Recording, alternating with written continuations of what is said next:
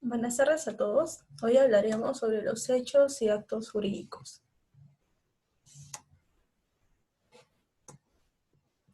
¿Qué es un hecho jurídico? Los hechos jurídicos son hechos que producen consecuencias jurídicas, también conocidos como supuestos de hechos. Algunos hechos son ajenos al derecho y otros son causas determinantes de adquisición, modificación o pérdida de derechos. Hechos jurídicos son todos los acontecimientos susceptibles de producir una adquisición, modificación, transferencia o extinción de derechos y obligaciones.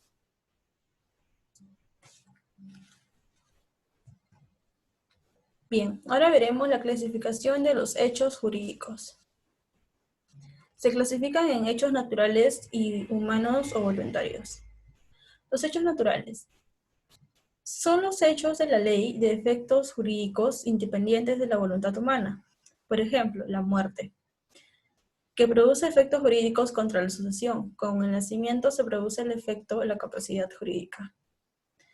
Hechos voluntarios o humanos son aquellos en los cuales el hombre interviene. Son el resultado de la obra directa o indirecta de la intervención del hombre. Por ejemplo, los contratos, la adopción.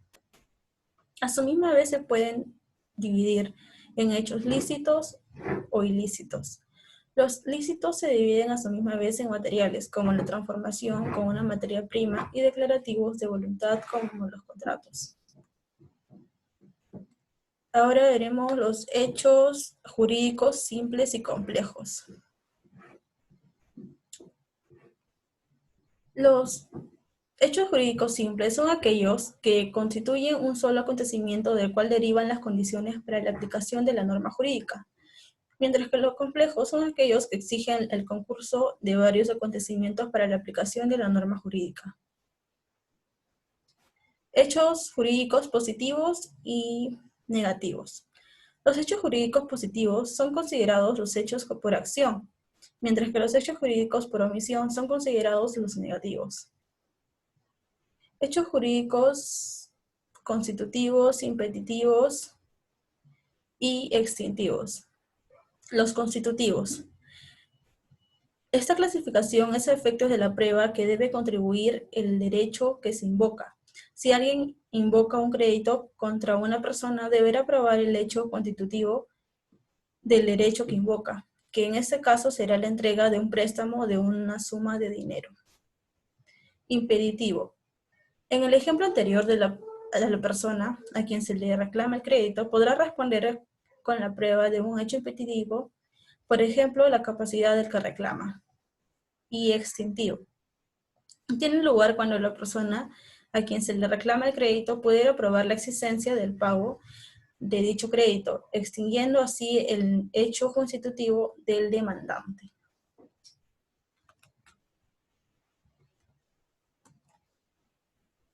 Bien, acá vemos algunos ejemplos de hecho jurídico, por ejemplo, como lo nombré antes, el fallecimiento, la adopción, el pago de dinero y el contrato.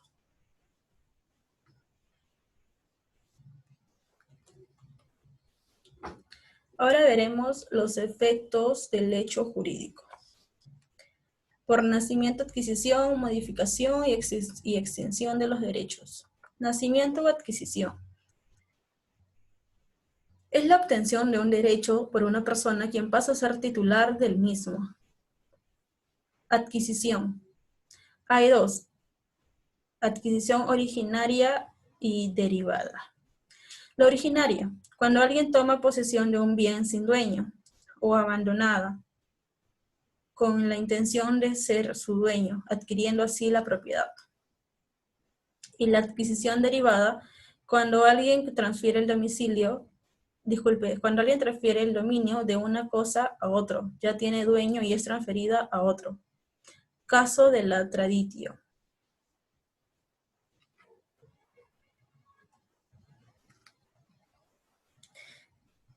La modificación. Se denomina modificación a cualquier cambio de un derecho existente, sin que se extinga o adquiera uno nuevo. Se modifica cuando se transforma su contenido, pero no varía su esencia. Por ejemplo, Un ejemplo de esto es cuando fallece un esposo y la esposa queda como heredera, pero resultó estar embarazada, entonces su derecho a heredar no se extingue ni adquiere uno nuevo, simplemente se modifica, porque también se constituye de heredero al hijo de ambos. Ahora veremos la extinción. Tiene lugar cuando un derecho deja de formar parte del haber jurídico de la persona, cuando la persona pierde el derecho por destrucción de la cosa o por haberla transmitido o por el transcurso del tiempo. Ahora veremos qué es el acto jurídico. El acto jurídico es todo hecho jurídico, humano, voluntario, ilícito, y tiene por finalidad establecer las relaciones jurídicas. El acto jurídico era considerado por los romanos como el negocio jurídico. Bien, las características del acto jurídico deben ser voluntarios y deben exteriorizarse. Los sujetos deben tener capacidad de hecho y derecho para realizarlo. Debe ser lícito y deben producir efectos jurídicos con la intención de adquirir, modificar o extinguir algún derecho. Clasificación del acto jurídico. Según su estructura, tenemos el unilateral. ¿Qué es unilateral? Cuando se verifica la voluntad de una sola persona, como el testamento o la manumisión de esclavos, solo se necesita la voluntad de una parte para obligarse con otra sin que esta otra quede obligada. El bilateral. Cuando dos partes se obligan recíprocamente con la concurrencia de las voluntades. Por ejemplo, la compraventa. La plurilateral. Es similar a la bilateral, pero la voluntad de las partes está formada por el acuerdo de varias voluntades. Por ejemplo, la manumisión de un esclavo perteneciente a varios dueños. Simples o complejos. Esta diferenciación se hace en base a si el acto jurídico se produce por un solo acontecimiento o varios acontecimientos. Intervinos y mortis causa. Se da entre vivos y son de la última voluntad o mortis causa. Según su forma. Formales y no formales, solemnes y no solemnes, y causales y abstractos. Formales y no formales.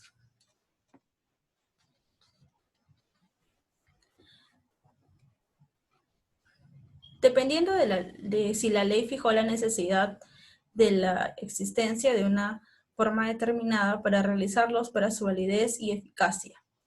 Ejemplo, la escritura pública para bienes inmuebles.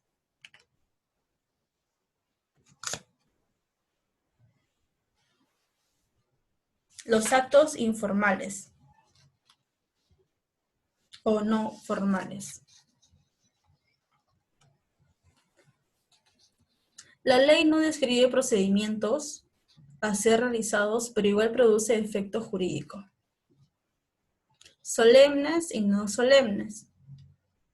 Es similar al anterior. Generalmente se aplica en el derecho romano a los negocios solemnes, que revestían de ciertas formalidades, y las no solemnes, que no revestían solemnidades para los traditio.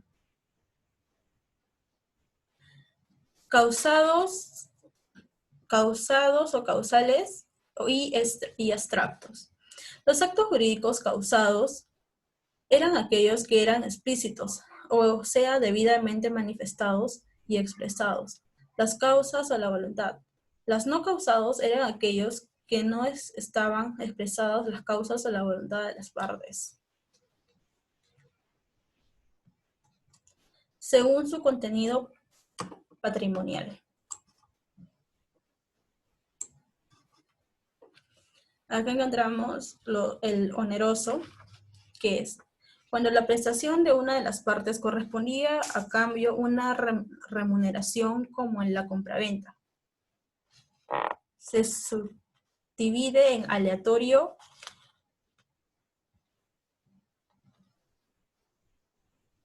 y conmutativo.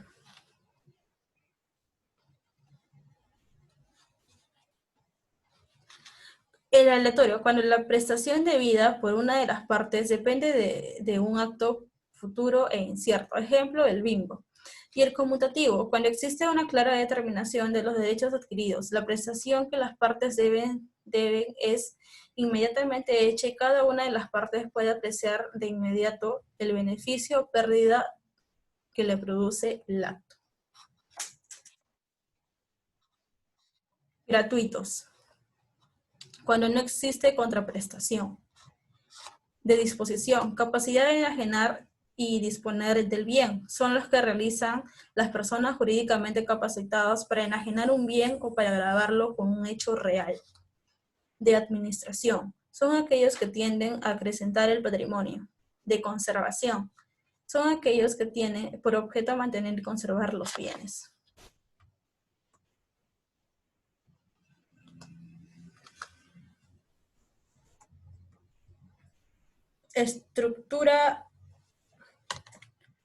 Estructura del hecho jurídico.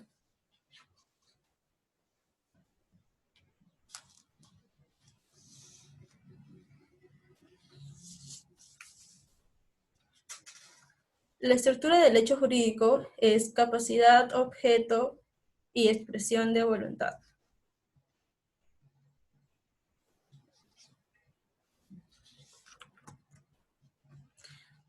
Los estatus. Pues bien, en el derecho romano hay tres estatus, el status libertatis, el status civitatis y el status familiae.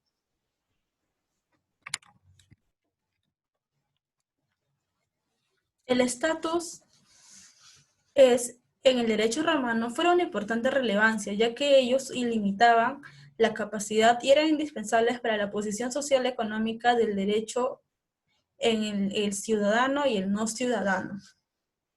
¿Qué era el status libertatis? Definía a los romanos en libres o esclavos.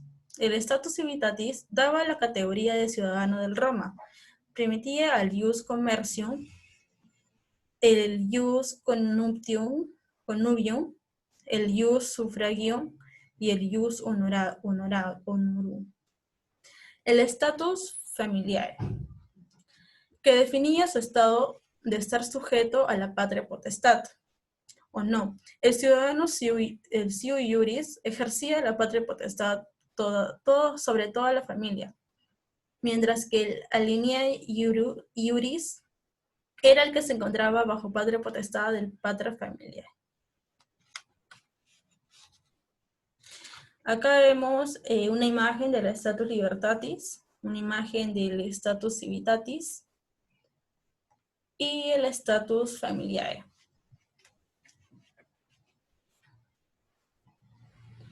La capitis diminutio.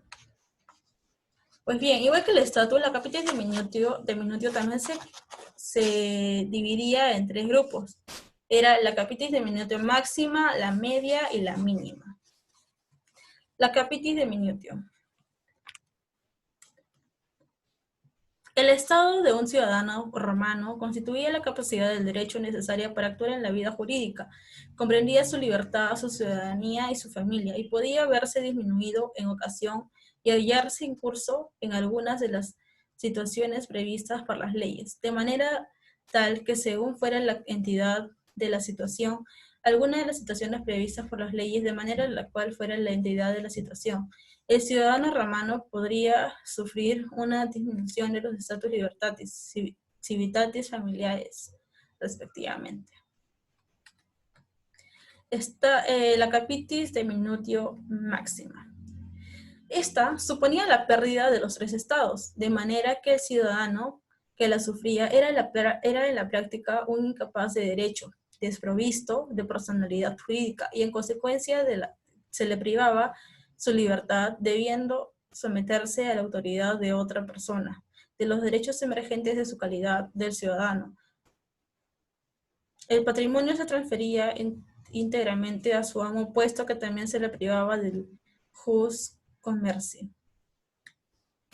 La capitis diminutio media.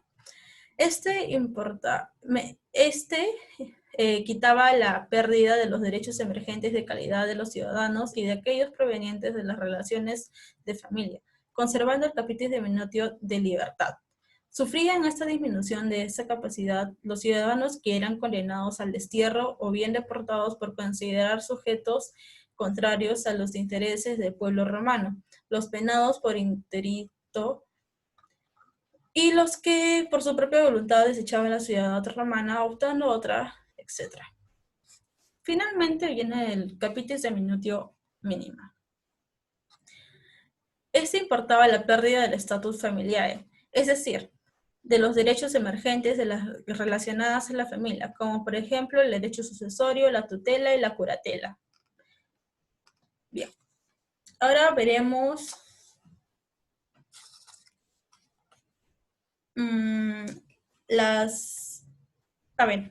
acá hay imágenes del capitis diminutio máxima, la del capitis diminutio media y el capitis diminutio mínima. Edad. En la antigua Roma se dividía en 4 edades: la infancia, el impúber, el púber y la mayoría de edad. Pues bien, el impúber eran menores de 12 años, la mujer, y menor de 14 el hombre. El púber eran mayores de 12, la mujer, y mayor de 14 el hombre. Púber. Desde los 12 años hasta los 18 las mujeres y los hombres desde los 14 hasta los 20. La mayoría de edad. Inicialmente llegaban a los 18 por la mujer y a los 20 para los hombres, la cual por la cura minorium fue extendida hasta los 25 años, dado que se consideró que no eran tan aptos principalmente para ejercer el comercio. Al llegar a los 18 y a los 20 años, por la venia statis frente al emperador, podían lograr la mayoría de edad y superar la cura minorium.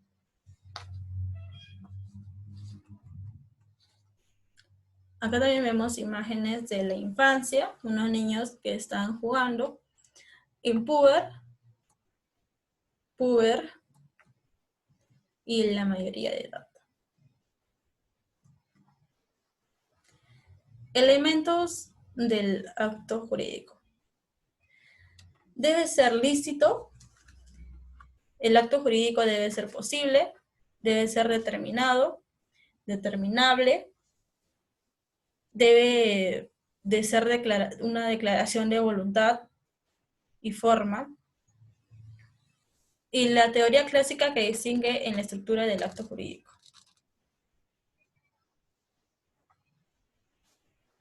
Pues bien, hablaremos un poco de este último. Las estructuras del acto jurídico dependen de los diversos intereses particulares, familiares y patrimoniales al que tiende a satisfacer. Está caracterizado por una homogeneidad de premisas que hace su existencia y de las cuales no puede prescindir, porque en tal caso el acto jurídico no existe.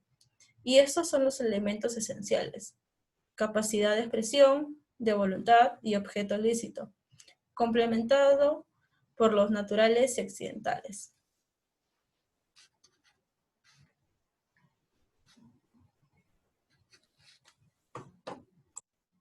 Elementos esenciales de los actos jurídicos. Los elementos esenciales, tenemos los elementos esenciales, los elementos naturales y los elementos accidentales. Los elementos esenciales son aquellos sin los cuales no puede concebirse la existencia del acto jurídico. Por ello, son denominados también requisitos tales para la capacidad de expresión de voluntad y objeto jurídicamente lícito. Si faltase alguno de ellos, el acto es nulo. Los elementos naturales.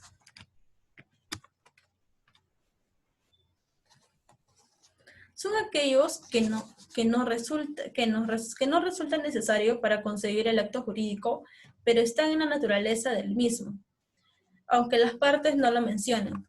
Igual integran el acto, las partes podrían determinarse su exclusión como los vicios retributorios y la evicción.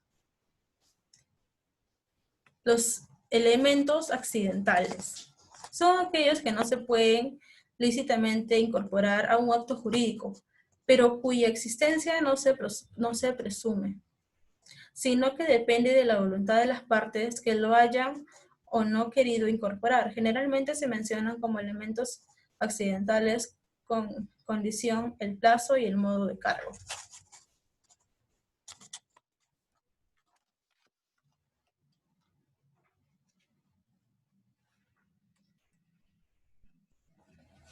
Pues bien, ahora veremos qué es la teoría de la voluntad.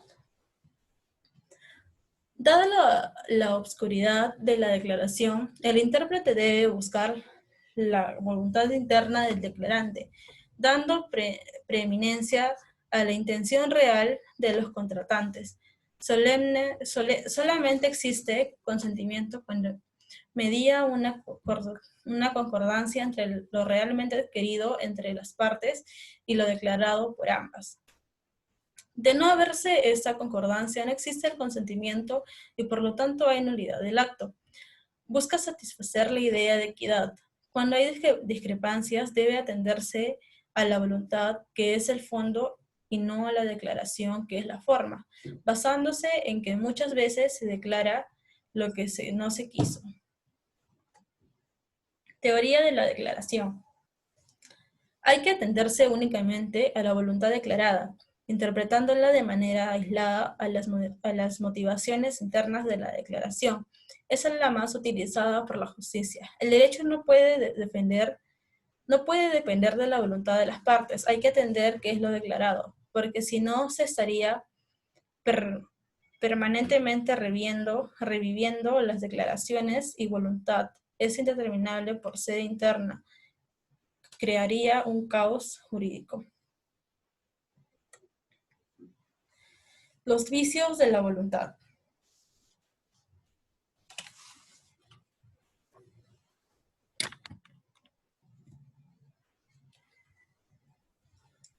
La manifestación de la voluntad es interna y externa. Cuando ambas no concuerdan, surgen los vicios de la voluntad.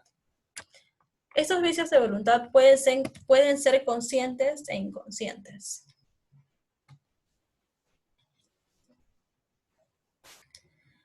Los vicios conscientes pueden ser de dos tipos: simulación y negocio jurídico realizado con Anonymous y Uncandi.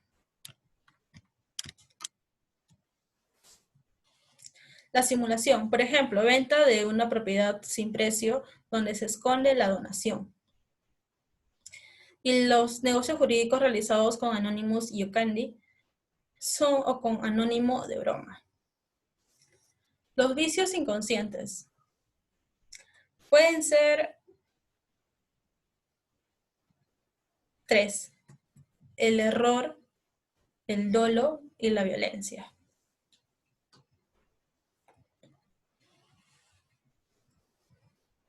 El error es el falso conocimiento que posee sobre un hecho o una norma jurídica. Puede ser de hecho. Conocimiento equivocado de un hecho, que puede alejarse siempre que sea esencial. Clases de error de hecho. Puede ocurrir el negocio mismo, en la persona o en la cosa. En el negocio, se realiza un préstamo y se cree que es una donación. Recae en la naturaleza del acto. En la persona, se cree que se contrata a una persona y en realidad es otra cosa. Por ejemplo, mandato, sociedades donde la persona es esencial.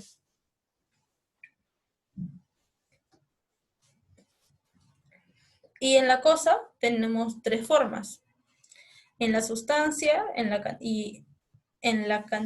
cantidad y de derecho. No, disculpe, en la cosa podemos encontrar 3: en el cuerpo, en la sustancia y en la cantidad.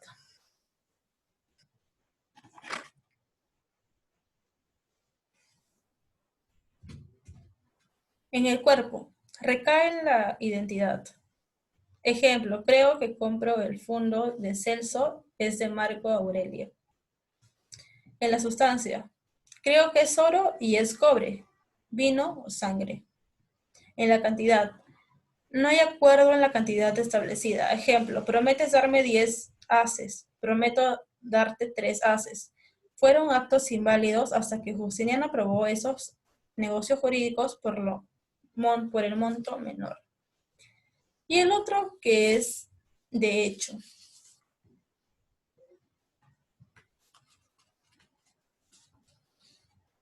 De hecho, como estaba diciendo, existe de hecho y de derecho. De derecho, es el desconocimiento del jus, es inexcusable por seguridad jurídica. Nadie puede alegar desconocer las leyes, nadie puede alegar su propia torpeza, salvo los casos protegidos por el jus, que eran los menores de 25, las mujeres, los rústicos y los soldados. El dolo es toda astucia, ardid o maquinación que realiza una de las partes pretendiente a hacer incurrir a la otra en error. En Roma existieron dos clases de dolo, el dolus bonus y el dolus malus. El dolo bonus, aplicado a situaciones tales como la alabanza exagerada de un producto vendido de viva voz en una feria. El dolo malus, Pretoriano decía que vieron que más allá de las formas solemnes antiguas, que debía observar la voluntad de las partes. La violencia es el acto de fuerza material o moral ejercida contra una persona para obligarla a prestar su consentimiento en un contrato. Clases: violencia física y violencia moral. La violencia física se da cuando se fuerza a otro a realizar un acto usándolo como mero instrumento. La violencia moral consiste en intimidar a una persona hasta el extremo de decirla a prestar su consentimiento en un contrato. Por ejemplo, una amenaza. Bien, ya vimos qué es el hecho jurídico, el acto jurídico. Ahora veremos qué es el negocio jurídico.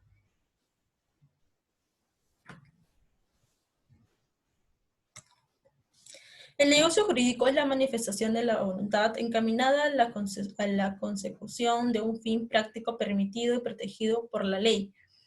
Se dice que es un negocio jurídico, también se dice que el negocio no es más que el ejercicio subjetivo. Elementos del negocio jurídico son esencial, natural y accidental.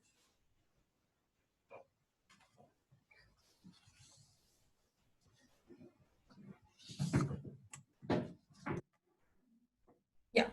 Los esenciales, sin los cuales no se concibe el acto jurídico, son elementos propios de la naturaleza, si no es nulo. Pueden ser los siguientes, disculpe.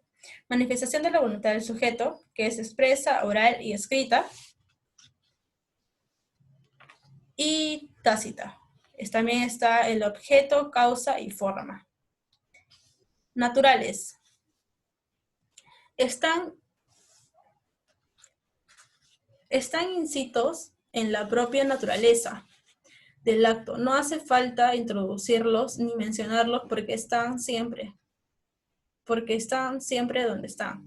Por ejemplo, son la garantía de evicción y los vicios requisitorios. Garantía de titularidad de la cosa y los vicios requisitorios son los vicios que oculta la cosa. Y los accidentales son los que las partes introducen en común acuerdo de un negocio jurídico. Y son los siguientes. Condición.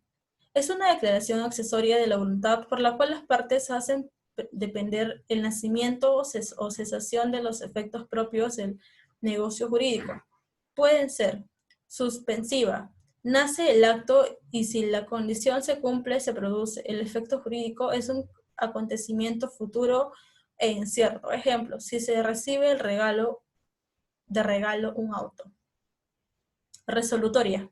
Nace el acto y si la condición se cumple, se resuelve el negocio. No podrían estar sujeto a condición de testamento emancipatio y la iun iuris cessio. Efectos de condición. Pueden ser de tres momentos: que no se haya cumplido, que la condición se cumpla, que no se cumpla, causales, potestativas y mixtas.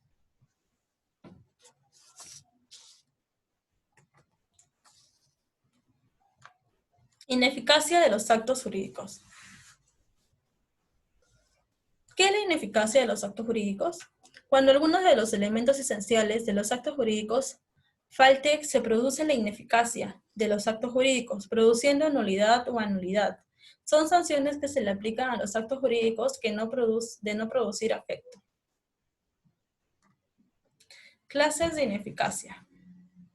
La nulidad se produce de un modo automático por el propio derecho y la anulidad cuando aparentemente se dan todos los elementos esenciales, pero alguno de ellos está afectado por algún vicio que permite impugnar su eficacia. Causas de la ineficacia. La ineficacia puede darse por falta de alguno de los elementos esenciales, existencia de los vicios en su formación, el derecho de privarse de sus actos normales.